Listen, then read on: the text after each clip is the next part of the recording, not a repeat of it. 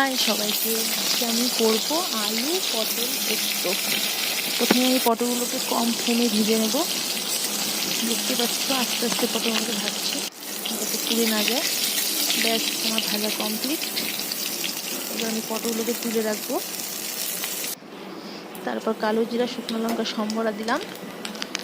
লঙ্কাটা হচ্ছিল না, বুঝছো? এই দেখো ছেড়ে দিলাম। আলুগুলো দেওয়ার ভাজবো ধীরে ধীরে, আস্তে আস্তে আলুগুলোকে ভেজে নেবো। অল্পই ভাজবো, ভেজে জল দিব। জল দিয়ে আলুটাকে সিদ্ধ করবো। আলুটা সিদ্ধ না হলে এবার আমি ঢেকে দেবো কড়াইতে। ব্যাস, আমার আলু মোটামুটি সিদ্ধ হওয়ার মধ্যে। এবার আলুগুলোকে আমি উল্টিয়ে নেব।